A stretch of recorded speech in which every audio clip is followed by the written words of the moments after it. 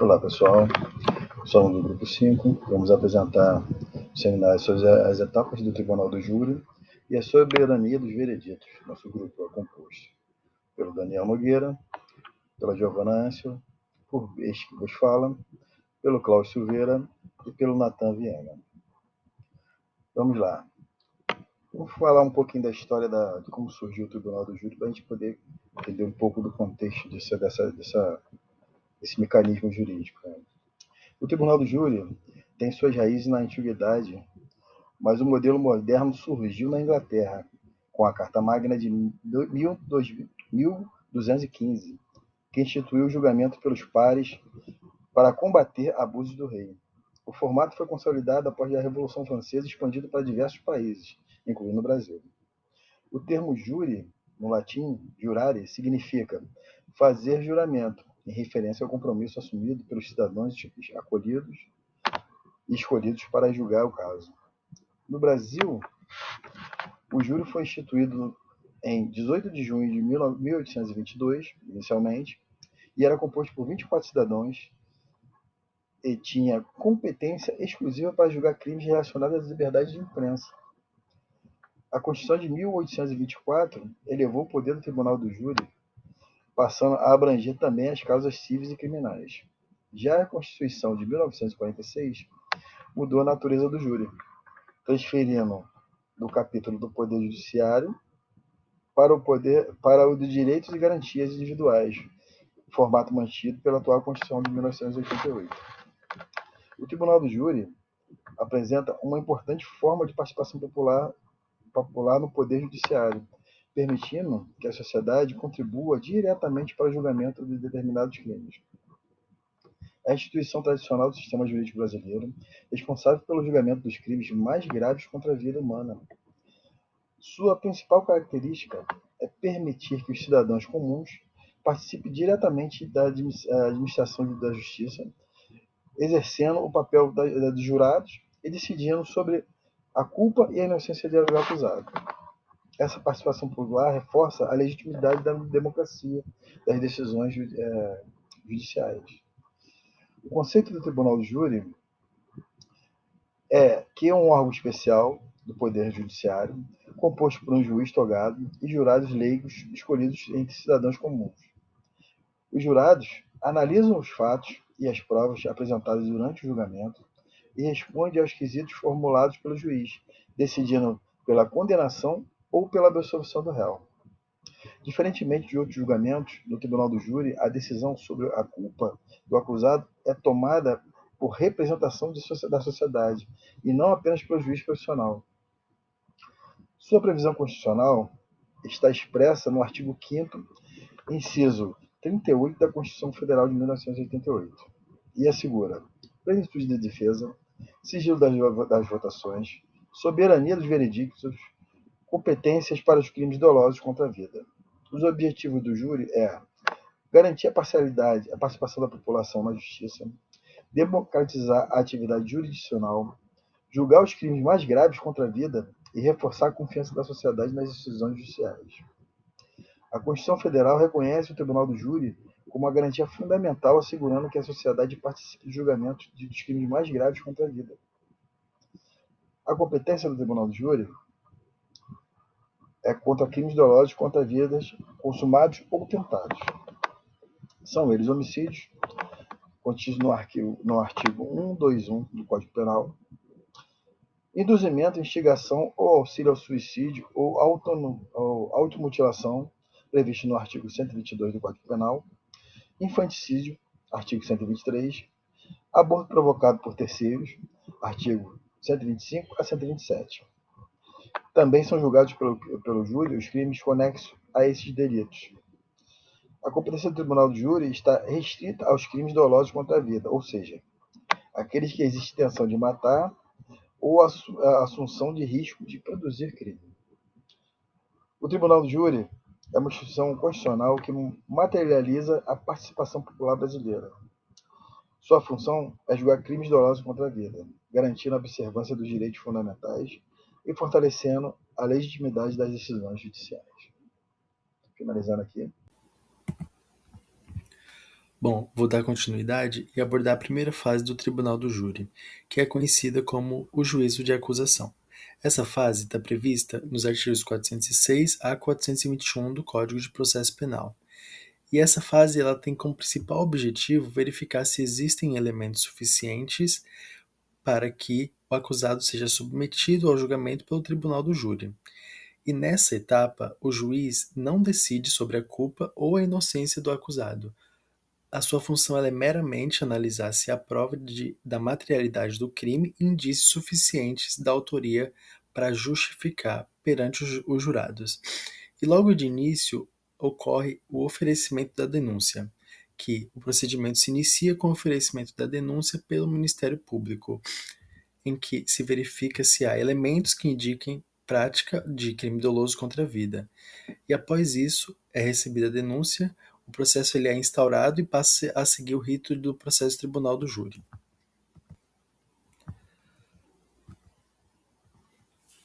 Logo em seguida, o procedimento se inicia conforme disposto no artigo 406 do Código de Processo Penal. Após o recebimento da denúncia, o acusado será citado para apresentar resposta à acusação no prazo de 10 dias, e nesse momento a defesa poderá apresentar os documentos, né, alegar nulidades, formular teses defensivas e indicar as testemunhas.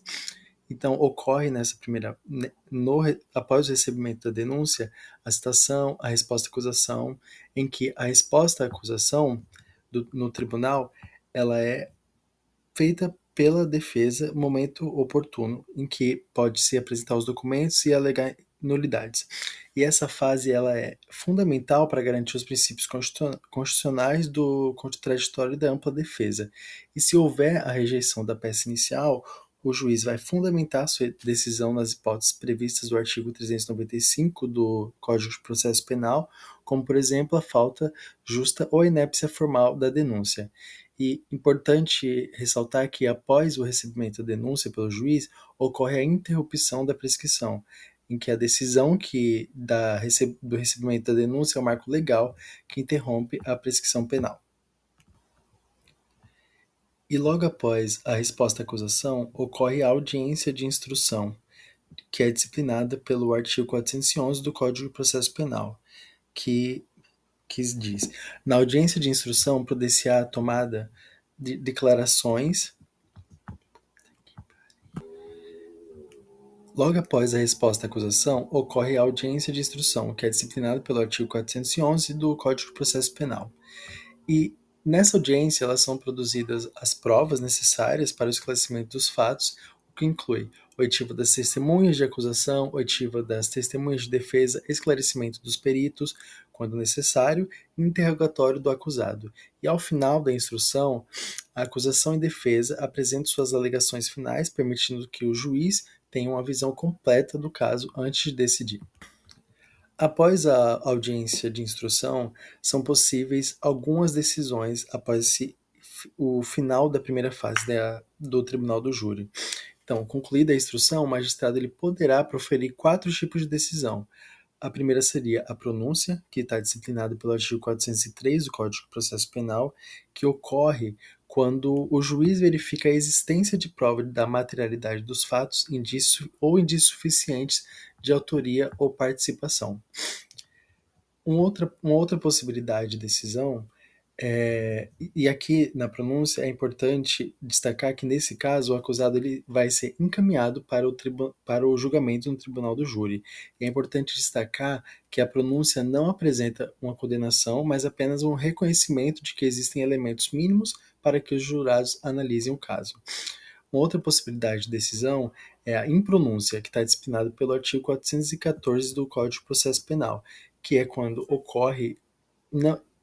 a impronúncia ocorre quando não existem provas suficientes para levar o acusado ao tribunal do júri. E aí, nessa hipótese, o processo ele é encerrado nesse momento, mas poderá ser reaberto caso surjam novas provas. A absolvição sumária, que está disciplinada no artigo 415, ocorre quando o juiz poderá absolver o acusado antes mesmo do julgamento pelos jurados, desde que comprovado que 1. O fato não existiu. 2. O acusado não foi o autor do fato. 3. O fato não constitui infração penal. Ou 4. existe causa de exclusão da ilicitude ou culpabilidade como a legítima defesa, e aí nesses casos não há necessidade de se submeter o réu ao julgamento popular. E a última possibilidade é a desclassificação, disciplinada pelo artigo 419, que ocorre quando o juiz conclui que o fato investigado não configura crime doloso contra a vida. Assim, o processo deixa a competência do tribunal do júri e é encaminhado ao juízo competente para julgamento do delito correspondente. E é importante destacar que a primeira fase do tribunal do júri possui grande relevância porque funciona como um filtro processual, em que o objetivo é evitar que pessoas sejam submetidas a julgamento popular sem a existência de elementos mínimos de prova. Pessoal, meu nome é Giovana e eu vou falar da segunda fase do procedimento do júri, que é justamente o momento que ocorre o julgamento no plenário. É aqui que o caso é apresentado aos jurados. Os jurados aqui são cidadãos comuns que vão analisar os fatos e vão decidir, no final, se o réu deve ser condenado ou absolvido. Diferente da primeira fase, que é uma fase mais técnica e é mais dominada pelo juiz togado, aqui tem um caráter muito dinâmico, muito oral, muito voltado à persuasão dos jurados. Bom, essa segunda fase ela tem início com a decisão de pronúncia, que é quando o juiz reconhece que estão presentes provas de materialidade do crime e indícios suficientes de autoria. É importante destacar aqui que o juiz, nessa decisão de pronúncia, ele não confirma que o réu é culpado, ele apenas entende que tem elementos mínimos para que o caso seja submetido ao tribunal do júri, então é como se fosse um filtro processual. Além dessa decisão, eu trouxe outros tipos de decisão nessa etapa, que pode ser a decisão de impronúncia, que é quando faltam provas suficientes, a absolvição sumária, que é quando já existe uma causa evidente de absolvição, e a desclassificação, que é quando o fato não configura um crime doloso contra a vida. Bom, depois disso, a gente dá início, de fato, à preparação para o julgamento no plenário. Aqui é quando a acusação e a defesa organizam as estratégias, apresentam um rol de testemunhas, que é limitado a 5 para cada lado. Elas podem requerer diligências e também podem juntar alguns documentos que elas pretendem usar durante a sessão.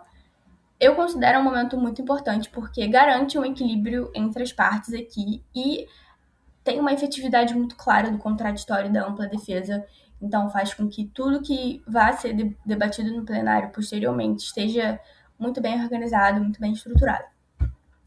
Depois disso, o juiz elabora um relatório resumido do processo, destacando os pontos mais relevantes do caso, e aí, na sequência, o julgamento é incluído na pauta do tribunal do júri e todos os envolvidos são intimados da data da intimação, da data da sessão. Então, entra aqui o Ministério Público, a defesa, o acusado, eventual assistente de acusação e os jurados sorteados. Bom, um dos aspectos mais importantes do tribunal do júri é justamente a participação popular.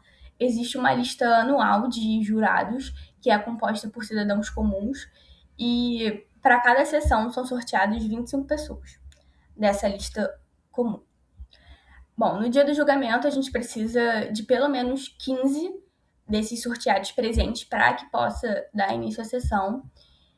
Essa participação a gente pode entender como uma reflexão muito forte, assim, da democracia e da justiça, porque a gente vê que essa participação popular permite que a própria sociedade julgue os crimes mais graves contra a vida. Depois disso, tem a formação do Conselho de Sentença, que é composta por 7 jurados dos 15 presentes. Tanto a acusação quanto a defesa podem recusar os jurados, seja por um motivo justificado de suspeição ou impedimento, ou por uma escolha imotivada. Cada parte tem direito de até 3 recusas imotivadas, e é um mecanismo que, de fato, busca reforçar a imparcialidade do julgamento e dar às partes ali um pouco mais de influência na composição do conselho. Bom, com o conselho de sentença já formado, a gente dá início à instrução em plenário, finalmente. E primeiro são ouvidas as testemunhas de acusação, depois as da defesa. Também podem ser apresentados esclarecimentos pelo perito, realizados reconhecimentos e produzidas outras provas necessárias aqui. O interrogatório do réu ocorre no final, o que é relevante porque ele já teve um contato com todas as provas e todos os depoimentos antes de apresentar a sua versão dos fatos. E depois da instrução, a gente dá início aos debates orais, que são, de fato, a parte mais emblemática do tribunal do júri. Primeiro fala a acusação, geralmente representada pelo Ministério Público ali, e depois a defesa, cada um com 1h30. Depois disso, pode haver ou não réplica e tréplica. Um ponto muito importante aqui é que, diferentemente de todos os outros momentos do processo penal, no geral, a linguagem aqui tende a ser muito mais acessível e muito mais persuasiva, porque os julgadores são leigos, então são cidadãos comuns, e isso ajuda muito.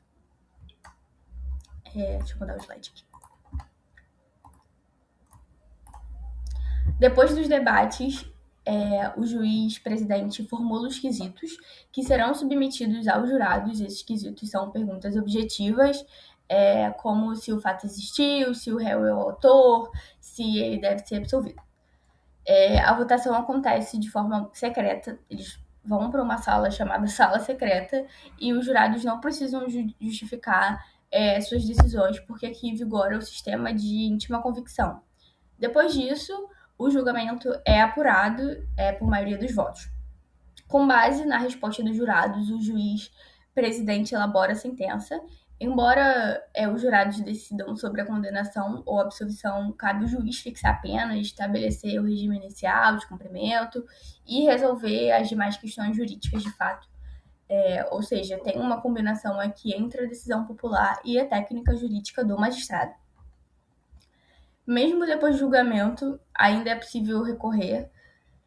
O principal recurso aqui é o recurso de apelação, que está no 593 do Código de Processo Penal. Pode ser utilizada, por exemplo, em caso de nulidade ou quando a decisão dos jurados for manifestamente contrária à prova dos autos. Mas uma coisa muito importante para destacar aqui é que o princípio da soberania dos vereditos é o que vigora aqui, é o que é importante. Então, tem uma limitação ali da atuação dos tribunais e tudo isso para preservar, de fato, a decisão do júri sempre que possível.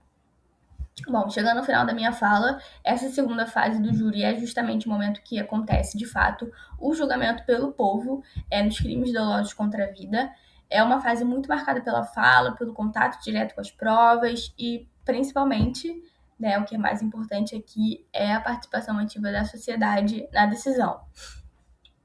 E muito mais do que um processo técnico, o júri tem esse peso constitucional importante, porque coloca nas mãos dos cidadãos comuns, leigos, o poder de decidir sobre casos tão graves, reforçando essa ideia de justiça democrática. Bom dia, boa tarde, boa noite. Eu vou apresentar a parte de soberania dos vereditos no Tribunal do Júri. É um princípio estruturante do processo penal brasileiro. Esse instituto está diretamente relacionado com a forma como o Estado democrático distribui o poder de julgar os crimes graves à própria sociedade. Bom, primeiro eu vou tratar de conceito da soberania dos vereditos. A soberania dos vereditos ela pode ser compreendida como a garantia de que as decisões proferidas pelo Conselho de Sentença, que é formado por jurados leigos, ela possui primazia quanto ao julgamento do mérito nos crimes dolosos contra a vida. Isso significa que a decisão sobre a materialidade do fato e a autoria delitiva pertence essencialmente aos jurados, enquanto o juiz togado ele exerce a função de presidência e aplicação da pena. Sob uma perspectiva doutrinária, esse princípio ele reafirma a ideia de que a justiça penal, nesse âmbito, não deve ser monopolizada por técnicos do direito. Ela também deve ser compartilhada com a sociedade. Desse modo, a soberania dos vereditos ela impede, como regra, que os tribunais substituam diretamente a decisão dos jurados por outra que considerem mais adequada. Bom, tratando um pouco do fundamento constitucional, dá para dizer que a soberania dos vereditos está prevista no artigo 5º, inciso 30º, inciso 38 da Constituição Federal de 1988, que reconhece o Tribunal do Júri como uma instituição dotada de garantias específicas.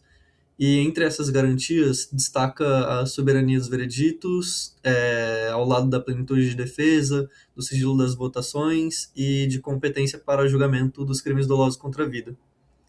Por estar inserido no rol dos direitos e garantias fundamentais, esse princípio ele possui status de cláusula pétrea nos artigos do artigo 60, parágrafo 4º da Constituição. Isso significa que a sua essência ela não pode ser abolida e nem mesmo por emenda constitucional.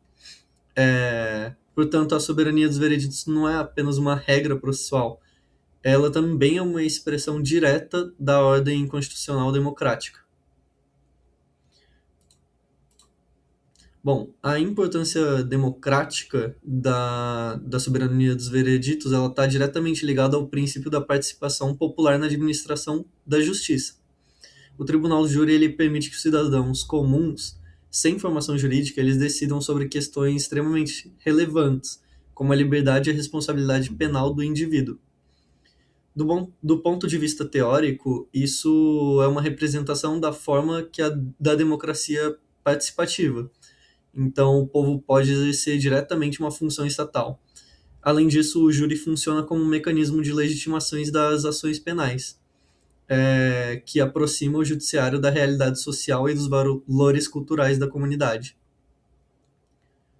Bom, continuando.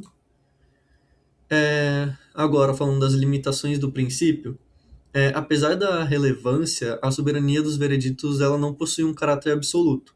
Como qualquer princípio constitucional, ela deve ser interpretada em harmonia com outros direitos fundamentais, especialmente o devido processo legal, contraditório e a ampla defesa. Na prática, significa que o Poder Judiciário ele pode exercer o controle sobre os aspectos formais do julgamento, como nulidades processuais, irregularidades na formulação dos quesitos ou violação de garantias fundamentais. A doutrina e a jurisprudência reconhecem também que a decisão dos jurados ela não pode ser completamente dissociada do conjunto probatório, ou seja, embora não seja exigido uma fundamentação formal dos jurados, é exigido um mínimo de racionalidade decisória, sob pena de comprometer a própria legitimidade do sistema. Bom, quanto à possibilidade de recurso, nesse caso das limitações, o Código de Processo Penal ele prevê no artigo 593, inciso 3º, a linha D, a possibilidade de apelação quanto à decisão dos jurados, quando a decisão dos jurados for manifestamente contrária às provas dos autos. Essa previsão ela representa um mecanismo de controle excepcional que busca evitar decisões arbitrárias ou completamente incompatíveis com o material probatório produzido durante o processo. Bom, e quanto aos efeitos, quando o tribunal reconhece que a decisão é manifestamente contrária às provas, ele não pode simplesmente substituir por outra.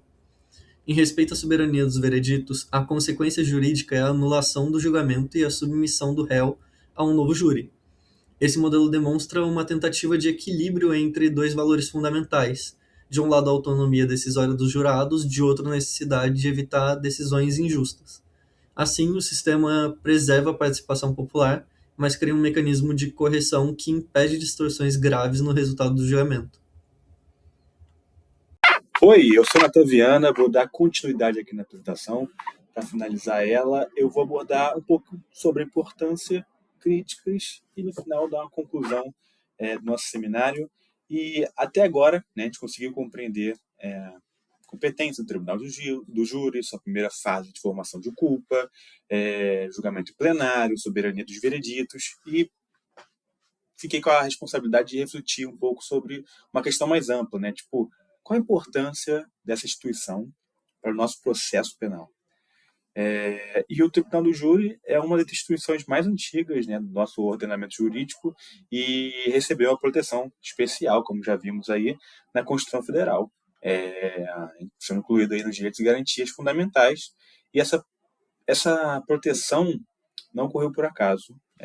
Estamos diante aí de um crime doloso contra a vida, que vai ser um bem jurídico tutelado, justamente por ser considerado muito valioso no nosso ordenamento, né, a vida humana. E por essa razão foi entendido que essa decisão sobre crimes, sobre esses crimes, né, não deveria ficar assim de forma exclusiva na mão dos magistrados. E aí a proposta foi permitir que a própria sociedade participasse diretamente, né, da administração da justiça, né?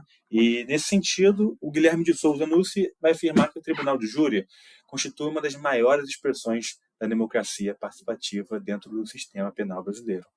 E também outro autor, né, como o Fernando Capés, ele vai seguir uma linha semelhante ao defender que o júri fortalece a legitimidade das decisões judiciais, uma vez que aproxima o cidadão comum da atividade jurisdicional. Por outro lado, nem todos os autores vão enxergar essa participação popular de forma totalmente positiva. E o Aury Lopes Júnior, né, vai destacar que, embora ele reconheça a importância histórica do júri, ele faz um alerta, né, que a participação popular não significa necessariamente maior racionalidade ou qualidade da decisão. Portanto, a gente já percebe aqui um primeiro debate onde alguns autores, né, o júri vai representar uma das mais importantes garantias democráticas, mas para outros, sua legitimidade precisa ser constantemente analisada à luz dos direitos fundamentais e das garantias processuais. E aí, podemos seguir aqui para o próximo slide. Queria abordar agora um pouco da participação popular. E a principal justificativa da existência do Tribunal de Júri é essa, a participação popular. A ideia remonta aos direitos aos fundamentos, né, do Estado Democrático de Direito, segundo os quais determinadas decisões não devem ser monopolizadas pelo Estado. E aí, quando 7 cidadãos compõem o conselho de sentença, o julgamento passa a refletir não apenas a interpretação técnica da lei, mas também valores morais, sociais, culturais, presentes, né, na nossa sociedade. E essa característica vai diferenciar bastante, né, dos demais procedimentos criminais aqui no Brasil, e a decisão acaba deixando de ser exclusivamente estatal, através do magistrado, e passa a contar com a participação direta da sociedade. E por essa razão, muitos autores entendem que o Tribunal do Júri funciona como uma importante forma, né, de controle democrático do poder de punir.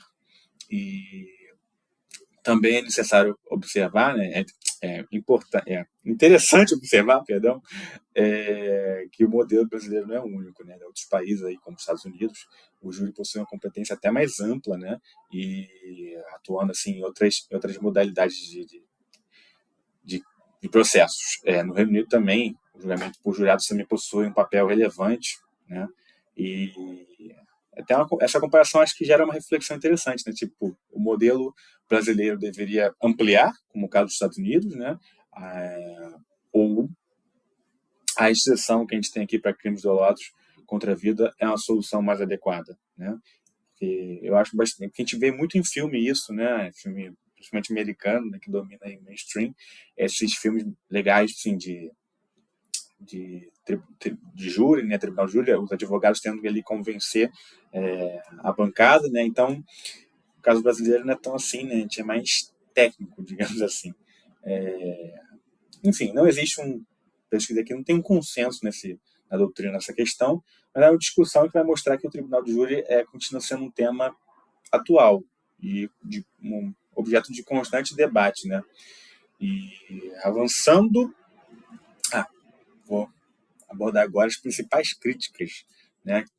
E é inegável, né, a importância e relevância democrática do tribunal de júri, mas também recebe críticas importantes. E a primeira delas está relacionada à ausência de formação jurídica dos jurados. Como são pessoas comuns, né, representantes da sociedade, é diferente de um juiz togado, né? Os jurados não vão possuir um conhecimento técnico de direito penal, direito processual, ou teoria da prova, né? Esse tipo de conhecimentos. E isso, para alguns atores, representa uma virtude, pois evita o excesso de tecnicismo, né? O excesso de técnica, mas para outros vai constituir um problema, já que as decisões, às vezes extremamente complexas, acabam sendo tomadas por pessoas sem formação jurídica específica, né?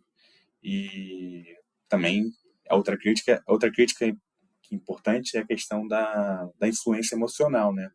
Porque em crimes que despertam forte comoção social, né, existe o receio de sentimentos de indignação, compaixão, revolta, e que acaba interferindo na análise objetiva das provas produzidas no processo, né? Isso também é impactante. E outra questão, né, é o destaque e a influência da mídia, né? Um exemplo atual, frequente aí na TV, na internet, é o caso do Henri Borel, né? Você vê, tipo assim, um apelo midiático, assim, enorme, documentário, reencenação dos fatos, teatrinho, sabe? É bizarro isso, né? E independente do mérito ali, da apuração, das particularidades desse processo, eu acho que esse caso demonstra como determinados julgamentos, né, passam a ser acompanhados assim, intensamente pela opinião pública e pela mídia, pelos meios de comunicação, né? E isso levanta, na minha opinião, uma questão relevante assim, para o processo penal, né? Tipo, até que ponto os jurados conseguem permanecer completamente imunes, né, à pressão social, né, desses casos de grande repercussão. E ainda uma crítica constitucional, né, bastante relevante relacionada ao sistema de valorização da prova adotada pelo Tribunal do Júri, que é diferentemente do juiz, né, que deve fundamentar suas decisões, os jurados vão responder assim aos quesitos com base no princípio da íntima convicção, ou seja, apresentar razões que os levaram à condenação ou à absolvição. E nesse ponto, o Aurélio Lopes Júnior, de novo, né, vai sustentar que esse modelo gera uma tensão com o próprio princípio constitucional da motivação das decisões judiciais, previsto no artigo 93, inciso 9º da Constituição Federal, mas outros autores, como o Guilherme de Souza Nunes, vai entender que essa característica representa uma escolha, né, deliberada do Constituinte, destinada justamente a preservar a independência dos jurados, né? E a gente percebe, então, que o Tribunal de Júri acaba sendo uma instituição cercada por esses debates, né, que permanecem vivos. E para concluir, né, chegando ao encerramento desse seminário, a gente pode perceber, né, que o Tribunal de Júri é uma instituição marcada assim, por importantes debates assim, né, e questões até às vezes paradoxais, né, que ao mesmo tempo que é amplamente elogiado, né, e visto assim pela sua natureza democrática, também acaba sendo alvo assim de críticas relacionadas à questão técnica, né, e a fundamentação das decisões, a influência emocional que pode ter. E ao longo dessa apresentação a gente viu que inicialmente a Constituição atribui ao Tribunal do Júri a competência pelo crime doloso contra a vida. Observamos também que o procedimento é dividido em duas fases. Na primeira vai ocorrer formação de culpa, momento em que a gente vai ver a existência de elementos suficientes, né, para submeter o caso, né, ao julgamento popular. Na segunda fase vai ter o julgamento em plenário. E depois vimos, né, que uma das garantias centrais da instituição é a soberania dos vereditos, né, que é o princípio que vai assegurar o respeito à decisão popular. Contudo, né, como vimos, essa soberania não é absoluta, né? O ordenamento jurídico admite mecanismos recursais excepcionais, como apelação, quando a decisão dos jurados for manifestamente contrária à prova dos autos, hipótese em que o tribunal vai determinar a realização de um novo julgamento, preservando-se ainda assim a competência constitucional do júri.